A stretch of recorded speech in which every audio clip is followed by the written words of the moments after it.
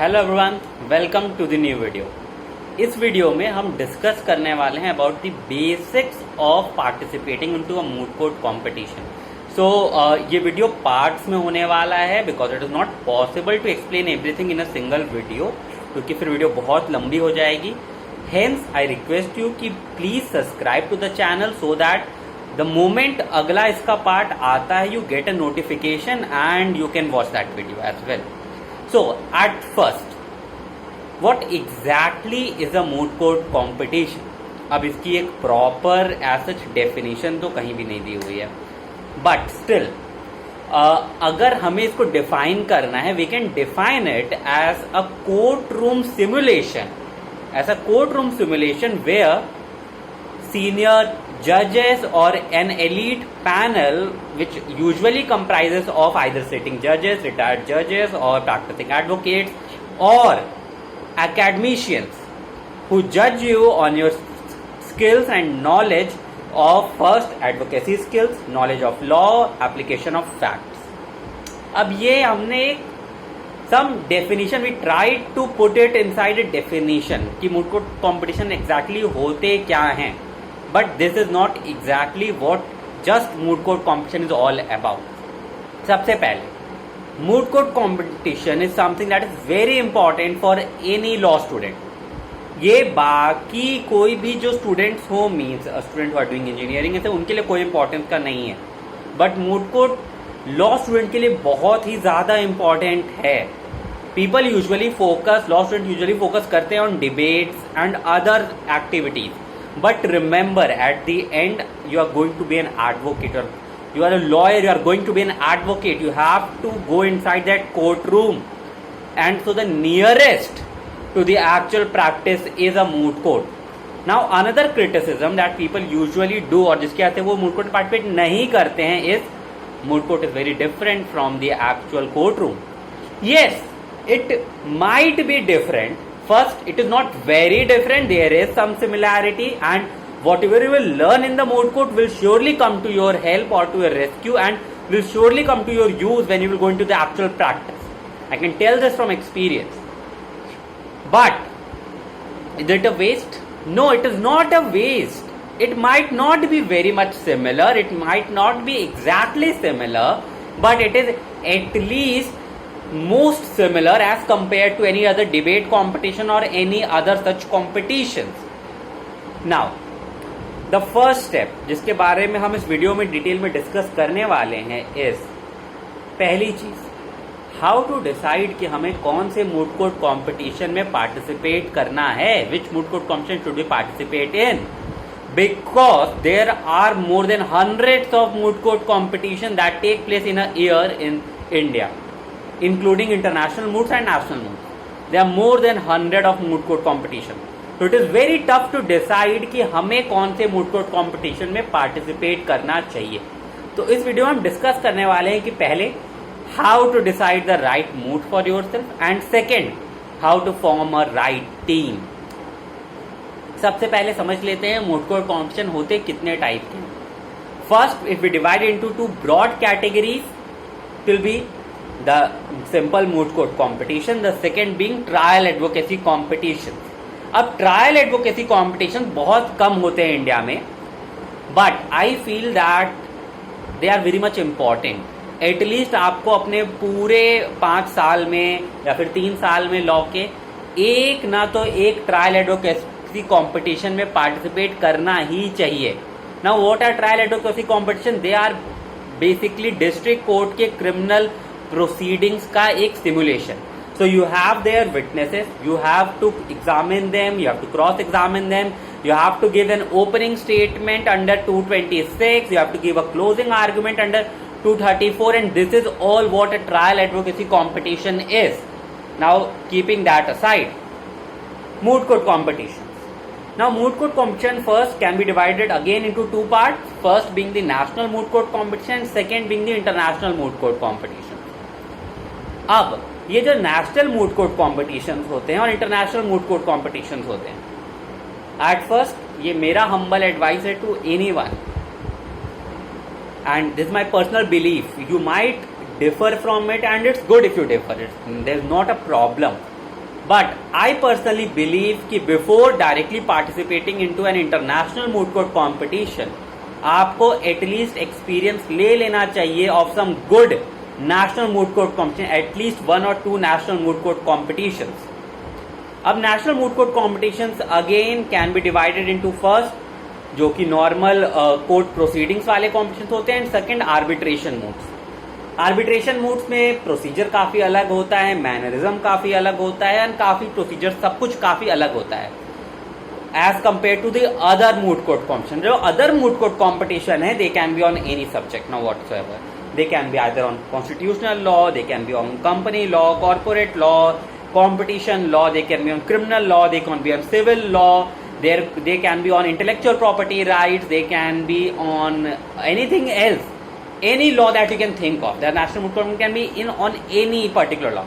Now when you go to international moot court competitions, again they are similar. There are first a category of arbitration, international arbitration moot court competitions, which again are very much different, and second being international criminal law moot court competitions, moot court competition having jurisdiction under ICJ, human rights and various others.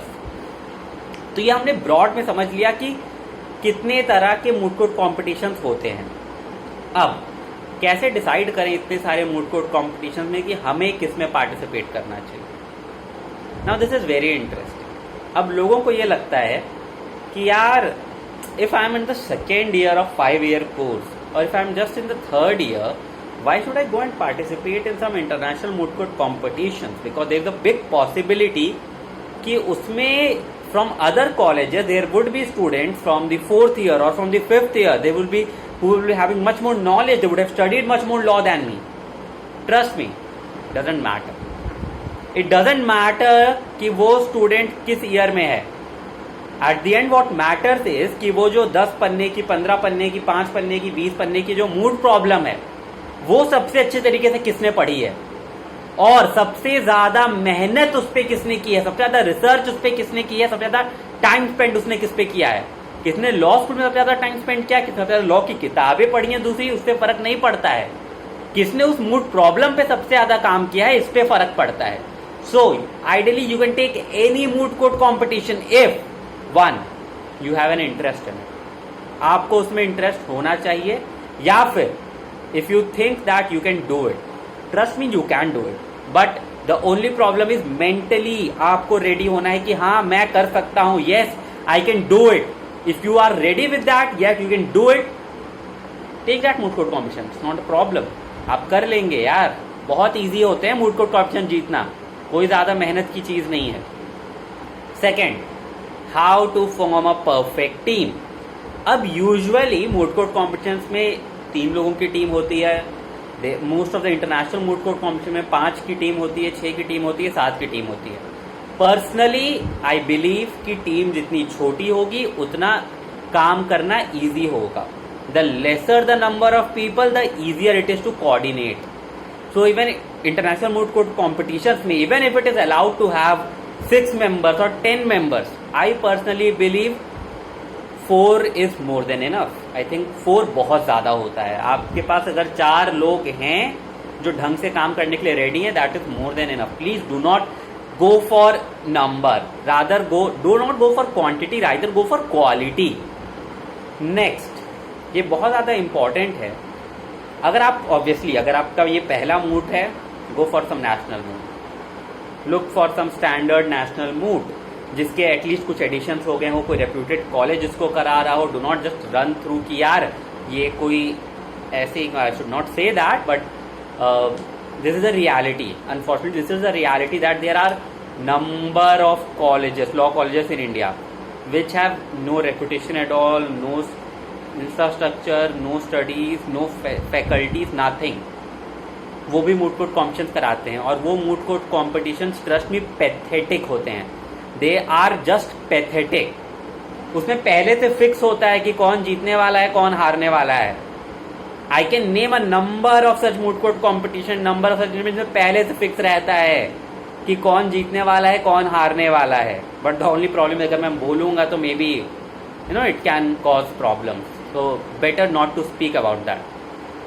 So it is always good if you go into some reputed moot, even if it is national moot competition. Further, आप ये सब कर क्यों रहे हैं? अपनी skills को develop करने के लिए, अपनी सीवी को डेवलप करने के लिए. अगर आप किसी ऐसे ही छोटे मोटे मूट में जाके पार्टिसिपेट करेंगे, भले आप उसमें जीत जाएं, you might win in that, it will have no value, no one is going to value that. Okay, anyone would know कि यार क्या ही स्टैंडर्ड रहा होगा मूट कोर्ट कॉम्पिटिशन का.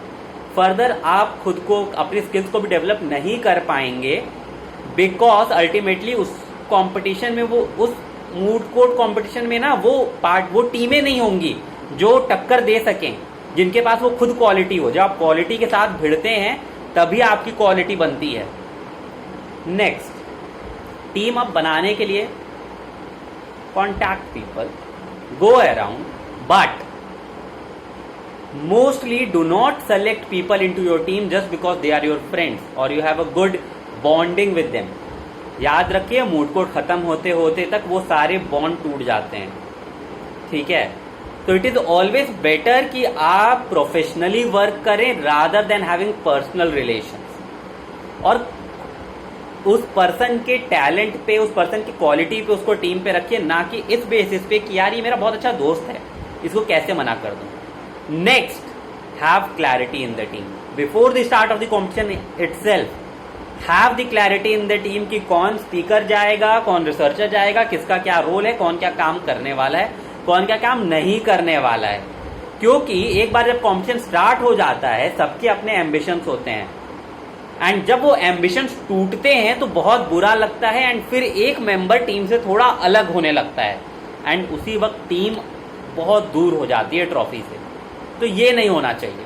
Have the clarity in your mind, have the clarity among your self. Team को आपस में बैठे टीम पहली बात कर ले कि listen, I think these should be the 2 people who should go as speaker, these should be the 1 or 2 people who should go as researcher. हमें ऐसे काम करना है, ये हमारा तरीका होगा, this should be the way. Next, be ready to work hard. Be ready कि अगर वो मूड 2 महीने का है तो 2 महीने आप एक भी छुट्टी नहीं लेंगे. You will work for all दो 60 days continuously, because hard work is the only thing that is going to give you success. There is no other shortcut. So हमने अभी तक समझा कि पहली चीज, हाँ, टीम अब मूड सेलेक्ट करने में मैंने एक और बात ये भी बोला कि अब ठीक है, पहला मूड है नेशनल मूड, कोई अच्छा रेप्यूटेड मूड सेलेक्ट किया.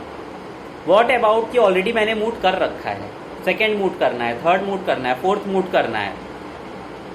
अब लोग अक्सर क्या करते हैं कि सोचते हैं यार अगर पहला मूड जीत गया, तब लोगों को लगता है कि यार पहला मूड तो जीत गया, अब आगे मैं हार कैसे सकता हूँ, मेरी बेइज्जती हो जाएगी. So they keep taking easy moots और maybe on the same law subjects और समथिंग लाइक दैट. या फिर अगर आप पहला हार भी गए हैं तभी भी लगता है यार मेरा दोस्त तो जीत गया, मेरा बैचमेट तो जीत गया है, ये मूड, मुझे भी एक मूड जीतना है, कोई सिंपल सा मूड ले लेता हूँ, जीत जाऊंगा. नहीं, याद रखिए, जीतने के लिए मूड मत करिए, मूड करिए अपनी स्किल्स को डेवलप करने के लिए. स्किल कैसे डेवलप होगी? Take a mood which is of a better quality than your previous mood.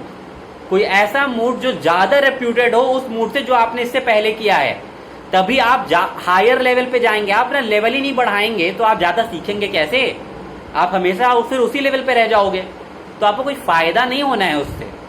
आप जीत जाएंगे mood, congratulations, you might have one it, but आप अगर सेम लेवल पे, सेम लॉ सब्जेक्ट्स पे मूड किए जा रहे हैं तो आप कुछ नया नहीं सीख रहे हो. Always learn, always participate in mood to learn something new and not to just win. So this was it for this video. इस वीडियो में हम समझा कि पहली चीज, मूड अपने लिए करेक्ट मूड सेलेक्ट कैसे करें. दूसरी चीज, कैसे डिसाइड करें कि हमें अपनी टीम कैसे बनानी है, किसको टीम में रखना है, किसको टीम में नहीं रखना है. आई रिक्वेस्ट यू, अगर ये वीडियो पसंद आया हो तो प्लीज लाइक करिए, कमेंट करके बताइए अगर कोई कमियां हो, या फिर पसंद आया हो तो वो भी बताइए. फर्दर नेक्स्ट पार्ट बहुत जल्दी आएगा जिसमें हम आगे देखेंगे कि मूड के इनिशियल डेज में कैसे प्रिपरेशन करनी है, क्या चीजें करनी है, क्या स्टार्ट में चीजें करना जरूरी होता है, सो दैट आपका बेसिक्स रेडी हो जाए, आपका वो बेस रेडी हो जाए for the mood court competition. और ये वीडियो जब आएगा उसका आपको पता कैसे चलेगा, उसके लिए subscribe to the channel, click the bell icon, so that आपको तुरंत पता चल जाए, जैसे ही वीडियो आए आपको नोटिफिकेशन थ्रू पता चल जाए कि नेक्स्ट वीडियो आ गया है. Thank you so much, see you in the next video.